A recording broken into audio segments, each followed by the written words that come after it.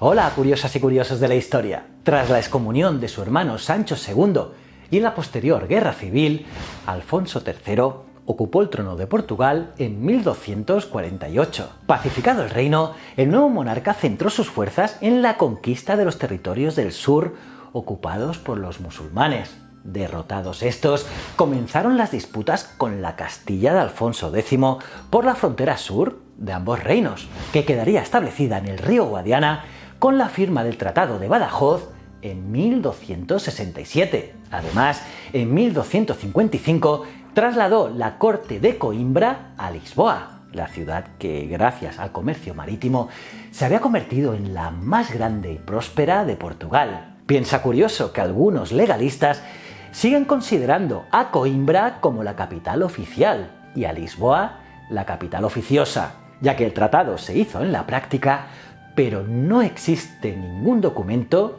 de la época ni posterior que lo refrende. Vaya lío, con la capital de Portugal. Pues bien, dejando a un lado este detalle legal, ¿sabías que Río de Janeiro en Brasil fue la capital de Portugal durante 13 años? Pues bien, de esta curiosísima historia hablaremos hoy. Pero antes, si quieres estar al tanto de todos los vídeos que cuelgo cada semana, suscríbete y dale a la campanita. Soy JJ Priego, esto es Historias de la Historia y aquí se cuenta la historia de otra forma. ¿Quieres saber más? Acompáñame.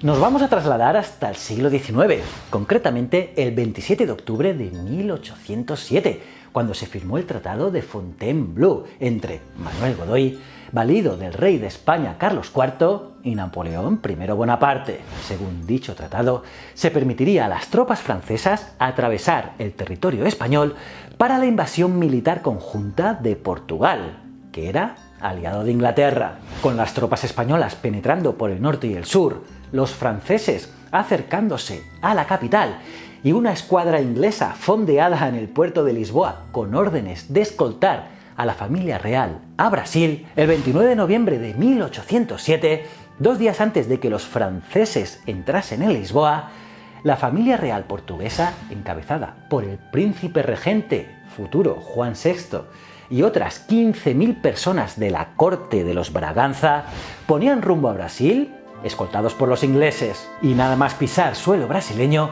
el 22 de enero de 1808, el príncipe regente firmó, por recomendación británica, el Real Decreto que permitía libre comercio en los puertos de Brasil a las naciones amigas, en la práctica a la propia Inglaterra. El 7 de marzo, la corte portuguesa y sus respectivos enseres personales, ya sean muebles, joyas, archivos, obras de arte o libros, llegaban a Río de Janeiro, donde se establecieron los órganos e instituciones que regirían Portugal y su imperio colonial por tiempo indefinido. Y aunque la población los recibió con alegría y orgullo, ya que por primera vez en toda la historia una colonia se convertía en la capital de un reino, la llegada de la corte provocó el caos absoluto en aquella pequeña población de no más de 60.000 habitantes. Y pese a que el enclave era un lugar paradisíaco como lo es actualmente, no estaba preparado para abastecer y alojar a tantos y tan distinguidos visitantes. Por lo que los funcionarios reales recorrieron toda la ciudad para elegir las mejores casas, sí, los mejores sitios para ir a vivir. Y estas serían ocupadas por los miembros de la corte, poniéndoles la inscripción PR, que significaba príncipe regente. Pero, curiosamente, los lugareños interpretaban el PR como Poña Senarrúa. Vamos, a la puta calle.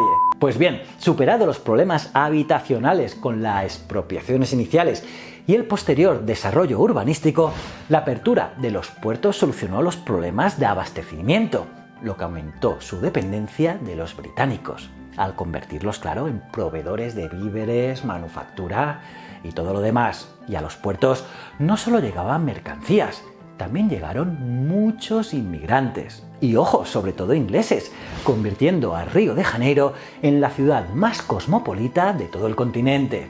Y así, Río de Janeiro crecía frenéticamente para adecuarse a su nueva condición de capital de un imperio de ultramar. Y pocos años después, con la derrota de Napoleón, las potencias europeas se reunieron en 1815 en el Congreso de Viena para reorganizar el mapa político del viejo continente. Y a pesar de que ya no había motivos de quedarse allí, ya fuese por comodidad o porque les molaba el sitio o le convenía a Inglaterra, el príncipe regente decidió permanecer en Río de Janeiro y no regresar a Portugal. Además, para acallar a los monárquicos más fanáticos que criticaban el hecho de que la capital del imperio estuviese en una colonia, elevó el estatus de Brasil convirtiéndolo en un reino, al mismo nivel que Portugal, y creó el Reino Unido de Portugal, Brasil y Algarve. Y tras la muerte de su madre, María I, en marzo de 1816, el príncipe, que ejercía la regencia desde que la reina fue declarada mentalmente incapaz,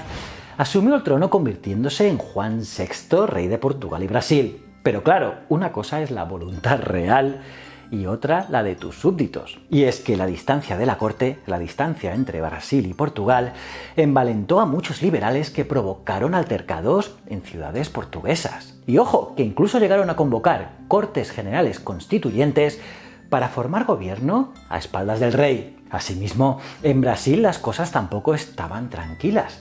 Comenzaban a escucharse las primeras voces que pedían la independencia del Reino de Brasil.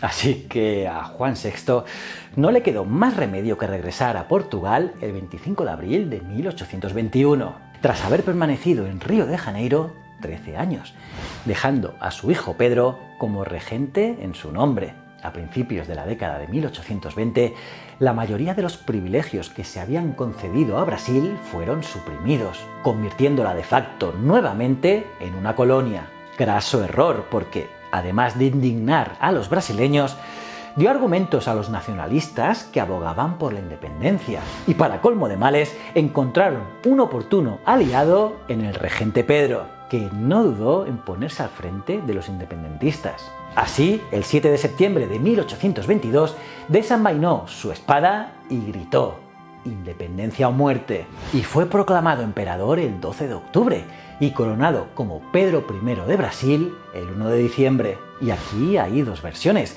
la que cuenta que Pedro actuó por su cuenta y riesgo y la que atribuye esta coronación a la recomendación de su padre que, viendo las dificultades por las que atravesaba la monarquía portuguesa y el potencial de Brasil, que tarde o temprano se independizaría, le aconsejó anticiparse y tomar las riendas antes de que otros lo hiciesen. Y fuese una u otra, lo que está claro es que, sin querer, Juan VI contribuyó a la independencia de Brasil, ayudándoles a crear las instituciones propias para el autogobierno, estableciendo el libre comercio en los puertos, que generó un crecimiento económico sin precedentes que atrajo a muchos europeos, dotando al territorio de servicios e infraestructuras otrora inimaginables y convirtiendo a Río de Janeiro en la capital cultural del continente americano. ¿Cómo os habéis quedado, curiosas y curiosos? ¿Qué os ha parecido esta historia? Mola, ¿eh? Me lo puedes dejar en los comentarios, los leo todos.